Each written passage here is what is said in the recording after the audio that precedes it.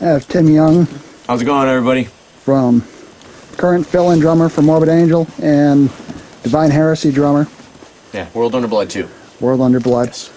Upcoming project that he has coming out next year, right? Yep, that'll be out next year. Oh. Now, I did ask you this question earlier during your clinic, but how'd you land a Morbid Angel gig? Morbid Angel actually contacted me. I had known their tour manager, Juan Punchy Gonzalez, for a while, and he had known me since Hate Eternal back in the '90s. And when they were having problems with when Pete was having issues playing and he had to go and have surgery, they were looking into who they could get to replace, and my name had been brought up to Juan and Eric Rutan, and they both highly recommended me, and they called me, and then I flew out there, and everything seemed to go really good. We got along very well and gelled very good together. Very cool. Now, how long have you been playing for? About 19 years. Yeah, 19 years. What was some of the other bands and projects that you've been a part of? I've played for a lot of bands. Done a lot of, over the years. So many. Vital Remains, Nile, Hate Eternal, All That Remains, Hank 3. List goes on. And there's for any other information that I am doing or I have done, there's I have www.timyeung.com. I have the MySpace, and the I almost said it again, Facebook. Actually, one of the CDs that we have that we've been playing over the last couple of years, you did work for a band called the 10th Circle out of Philly. Yeah, I did that. I think about about 6 years ago. Mm-hmm. And they just just called me. They wanted me to play with them, and then I wanted to hear the material. I heard the material. I really liked it. It was cool. It was some cool stuff on there. So I agreed to do it, and yeah, that was fun. It was cool. I mean, I'm surprised you know about it. Some people, once in a while I hear it, but it wasn't on they did it independently, so Mm-hmm. It wasn't something that was like on a big label that was all over the place. They did it all by themselves, but it was great. Actually, the shocking way of how I heard it was there was actually a little commercial spot for it during Headbangers Ball. Yep, yeah. And Yeah, people were saying that they had saw the commercial for it. I never saw the commercial, but I heard about it. And yeah, they did all that themselves. And yeah.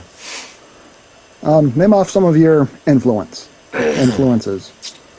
As far as drumming influences, or just people altogether? However you want to do it, man. Drumming and just people all together. I think altogether, I really, really look up to a lot of the greats. I love John Bonham. A lot of great players. There's so many great drummers. I mean, some of my favorites are Dave Grohl, Dave Weckl, Vinnie Colaiuta. I really like Gavin Harrison. He's great.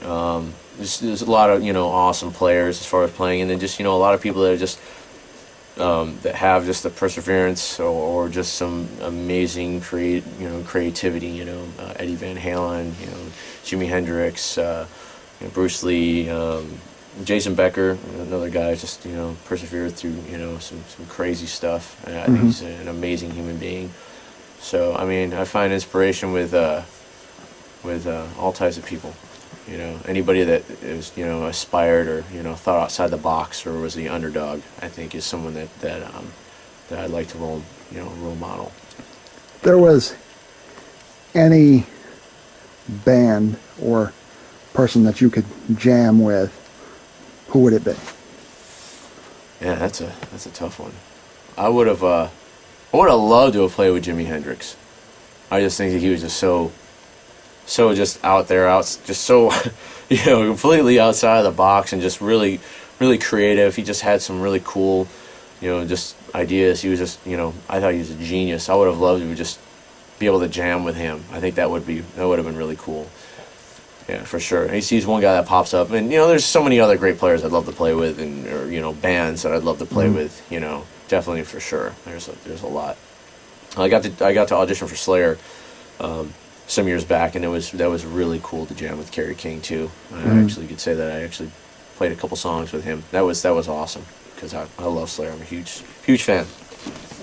Morbid Angel's going to be playing next year? Morbid Angel is, extensive touring next year throughout 2011. There's going to be a lot of touring, so we'll be out on the road for sure. You know, fret not. And the new album will be out early 2011. And Season of Mist is putting it out? yep, Season of Mist is putting it out next year. It's going to be available everywhere. And we'll be doing full U.S. and European tours and everywhere else, everywhere in the world. Just ready to go for it full force. And really looking forward to it.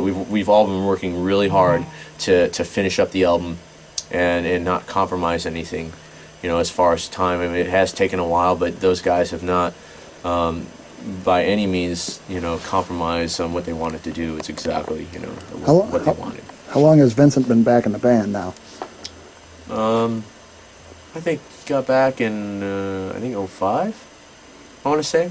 So he's been in the band a good 4 years, maybe more, and there's a lot of pressure to get the album out because of that. So So it's going to be the first album that they've done together since 1995. Yeah, Domination was the last one. David, that was the last album that David played on. Yeah, so.